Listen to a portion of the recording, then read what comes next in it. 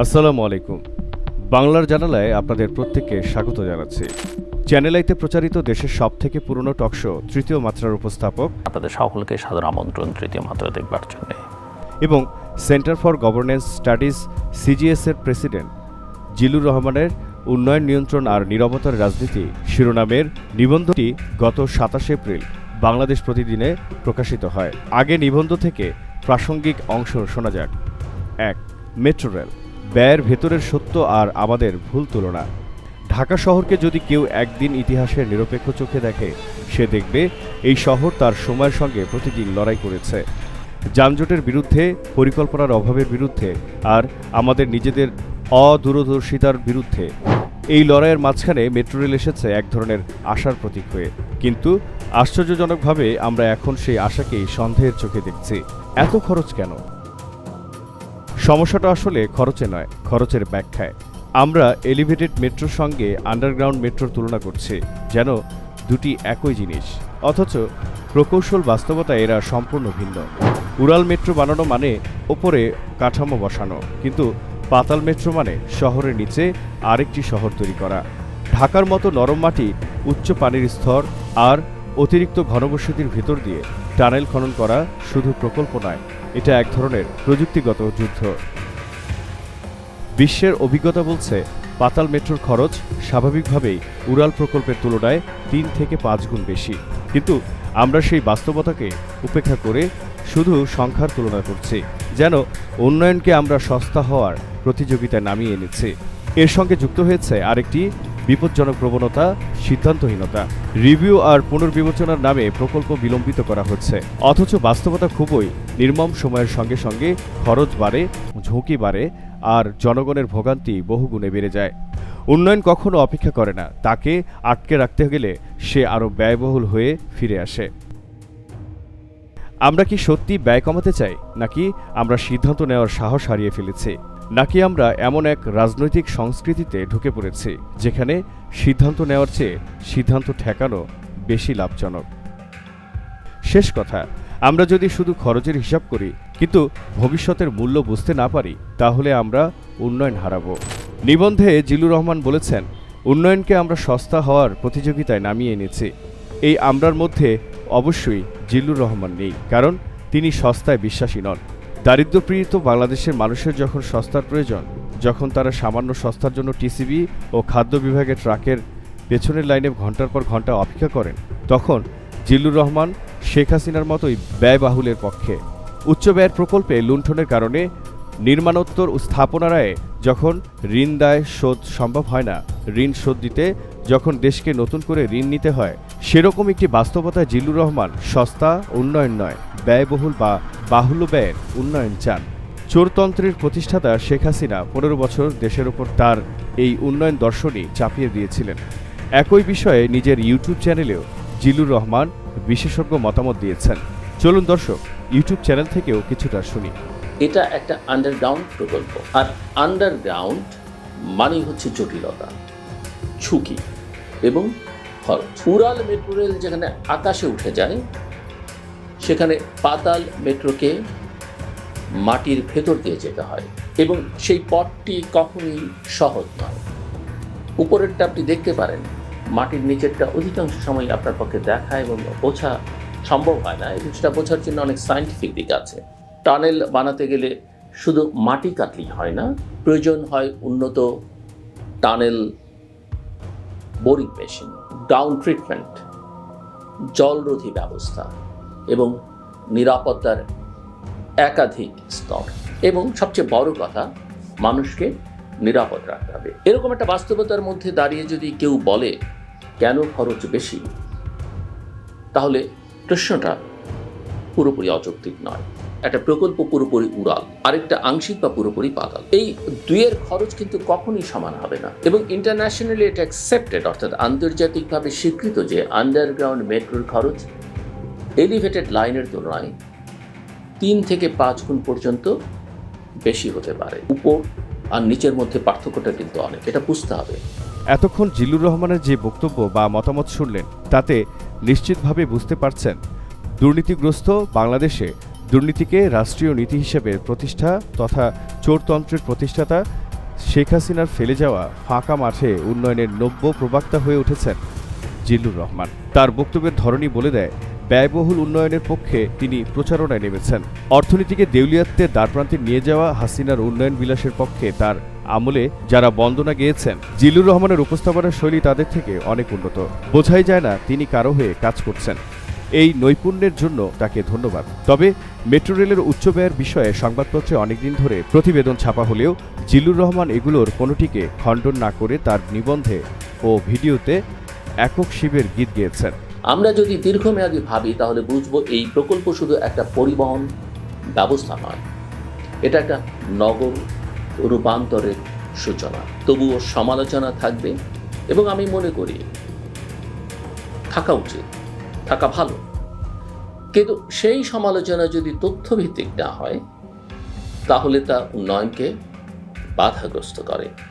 জিল্লুর রহমানের এই নতুন উন্নয়নমুখী ভূমিকার সাথে তার স্ত্রী ফাহমিদা হকের সরকারি দলের সংরক্ষিত নারী আসনের এমপিত্ব প্রাপ্তির সম্পর্ক আছে কিনা সেটা অনুসন্ধানের বিষয় নয়। ব্যক্তিগত সে বিষয়ে যাব না।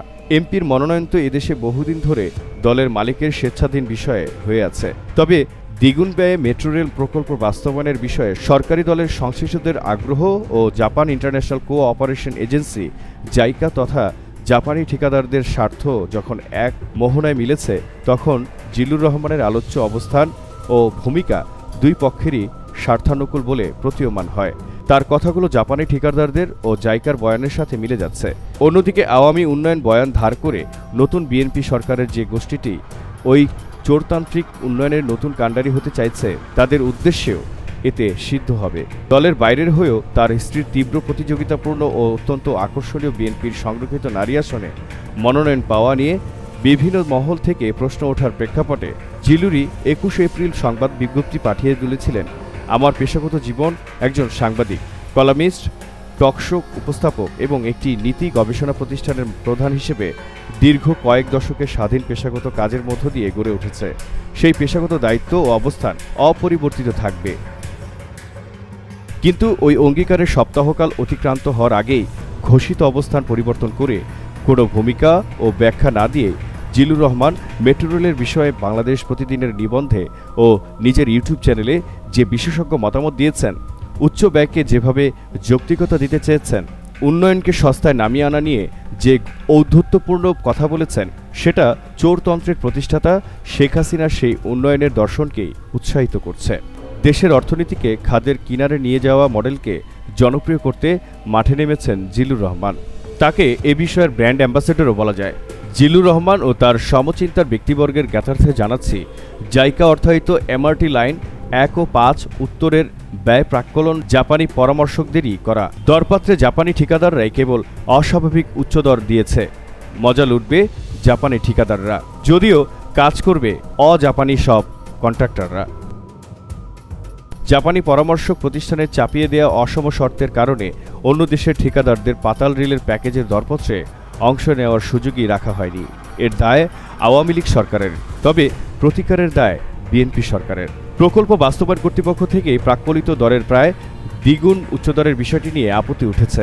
এতে কারো ব্যক্তি স্বার্থ নেই, স্বার্থটা জাতির, ভবিষ্যৎ প্রজন্মের।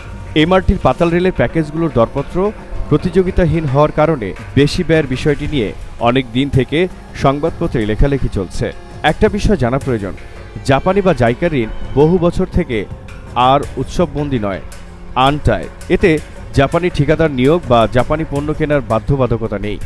জাইকা গাইডলাইনে যোগ্য সব দেশের ঠিকাদারদেরই দরপত্রে অংশগ্রহণের সুযোগ আছে। প্রতিযোগিতামূলক দরে কাজ দেওয়াই নিয়ম। তবে বহু বছর থেকে ঢাকাস্থ জাইকা অফিস, জাপানি ঠিকাদার, তাদের স্থানীয় এজেন্ট ও আমাদের দুর্নীতিবাজ সরকারের যোগসাজশে বাংলাদেশে দীর্ঘদিন যাবৎ জাপানি ঋণ লুণ্ঠনের হাতিয়ার হিসেবে ব্যবহার হচ্ছে। এটা শুরু হয় পরামর্শক বা কনসালটেন্ট নিয়োগের মধ্য দিয়ে। এখানে দুর্নীতিবাজ মন্ত্রী ও সরকারি কর্মকর্তারাই জড়িত থাকায় মূল্যায়নে জালিয়াতি করে জাপানি ছাড়া অন্য দেশের কনসালটেন্ট নিয়োগ হতে দেয়া হয় না। হাসিনার আমলে মেট্রো লাইন 6-তে নিপ্পনকই জালিয়াতি করে কনসালটেন্ট হয়েছে। তারপর থেকে সব প্রকল্পেই এরা কনসালটেন্ট আছে, যদিও নামেই এরা কনসালটেন্ট। সব কাজ করে সাব কনসালটেন্ট, যাদের সিভি দেখিয়ে নিপ্পনকই প্রস্তাব দিয়েছে চুক্তির পর তাদের প্রায় সকলকে বদল করে কম ফিতে কম অভিজ্ঞ অজাপানি পরামর্শককে প্রতিস্থাপন করেছে।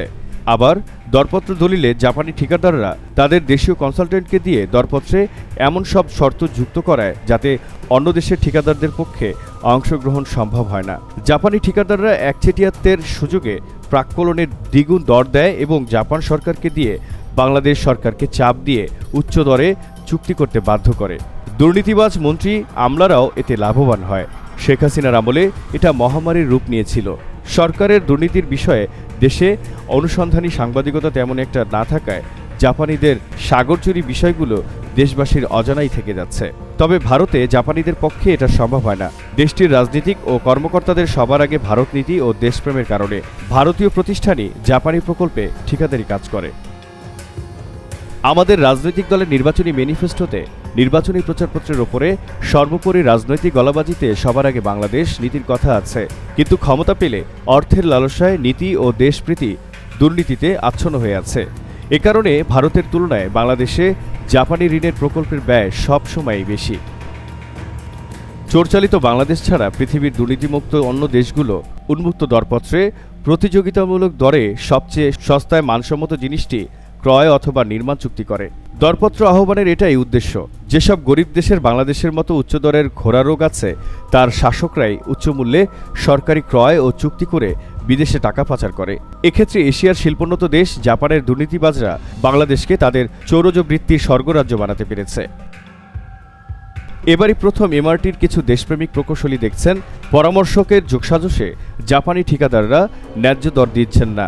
তারা দেখছেন শেখ হাসিনাদের বদৌলতে সস্তা উন্নয়ন কি করে বাংলাদেশে এসে ব্যয়বহুল হয়ে উঠেছে, যে কারণে দেশপ্রেমিকে এই প্রকৌশলীরা দেশের পক্ষ নিয়েছেন। তাদের সাথে ছিলেন অন্তর্বর্তী সরকারের উপদেষ্টা ফজল কবির খান। তাদের আপত্তি ব্যয়বহুলে, কারণ ঋণের টাকা শোধ করতে হবে। জাপানি ইয়েন ঋণের বড় সমস্যা হচ্ছে ক্রমাগত মূল্যবৃদ্ধি, ফলে বছরের পর বছর কিস্তি শোধ দিলেও ঋণ শেষ হয় না। সোনারগাঁ হোটেলে জাপানের ঋণ বহু বছরেও শোধ হয়নি। জাপান এখন ঋণের সুদ অনেক বাড়িয়েছে, ফলে সস্তায় চুক্তি না করা গেলে দেশের সমূহ বিপদ। অবশ্য দুর্নীতিবাজ সরকারের সমস্যা নেই, তারা তো আর দেশের ভবিষ্যৎ নিয়ে ভাবে না। তাদের ভাবনা কমিশন পেয়ে নিজেদের আখের গোছানো নিয়ে। এদিকে জাপানি ঠিকাদারদের হয়ে শেখ হাসিনার আমলে দেশীয় যে চক্রটি কাজ করছিল তারাই বিএনপি সরকার গঠনের পরপরই মেট্রো রেলের সেই এমডিকে সরিয়ে দিতে সক্ষম হয়েছেন, যিনি জুলাই অভ্যুত্থানের সময় ক্ষতিগ্রস্ত মিরপুর ও কাজীপাড়া মেট্রো স্টেশন শেখ হাসিনার বছরাধিকাল সময় ও কয়েকশো কোটি টাকার প্রাক্কলিত কাজকে মাত্র কয়েক কোটি টাকায় স্বল্প সময়ে সম্পন্ন করতে পেরেছিলেন। তিনি জাপানি ঠিকাদারদের উচ্চ দরের প্যাকেজগুলোর অন্যায্য শর্ত পরিবর্তন করে পূর্ণ দরপত্রের পক্ষে অবস্থান নিয়েছিলেন। তাই তো এরা জাপানি ঠিকাদার ও তাদের এদেশীয় এজেন্টদের শত্রু। দেশের জন্য এই ধরনের লোকের শহীদের আমলে প্রয়োজন হতো। শেখ হাসিনার সময় ও বর্তমান সরকারের আমলে এরা উন্নয়ন বিরোধী। এখন তাই জিল্লুর রহমানের মতো ব্যক্তিদের উচ্চ ব্যয়ের যৌক্তিকতা ও বয়ান তৈরি করতে মাঠে নামানো হয়েছে। জিল্লুর রহমান দেশের একজন বিশিষ্ট ব্যক্তি, তবে তিনি জাপানি ঠিকাদারদের স্বার্থে কাজ করা প্রথম ব্যক্তি নন। 1996 সালে রুটিন দায়িত্ব পালনের ম্যান্ডেটের বাইরে গিয়ে নির্বাচনকালীন প্রথম সাংবিধানিক তত্ত্বাবধায়ক সরকারের প্রধান উপদেষ্টা প্রয়াত সাবেক প্রধান বিচারপতি হাবিবুর রহমান ও তার উপদেষ্টা পরিষদের সদস্য ডক্টর ইউনুস, ডক্টর ওয়াহিদুদ্দিন মাহমুদ প্রমুখ এবং মহিউদ্দিন খান আলমগীর সহ সরকারের কতিপয় সচিব জাপানি ঠিকাদারদের স্বার্থে উচ্চ ব্যয়ে চট্টগ্রাম বিমানবন্দর নির্মাণ প্রকল্প অনুমোদন করেন।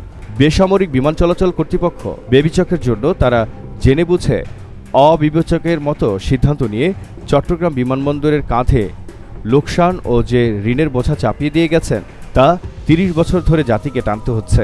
যদিও প্রথম দফা প্রধানমন্ত্রিত্বের সময় বেগম খালেদা জিয়া ও অর্থমন্ত্রী সাইফুর রহমান দ্বিগুণ ব্যয়ে জাপানি ঋণে চট্টগ্রাম বিমানবন্দর নির্মাণ প্রকল্পে সম্মতি হননি। তারা যৌক্তিক অর্ধেক ব্যয়ে সম্মত ছিলেন।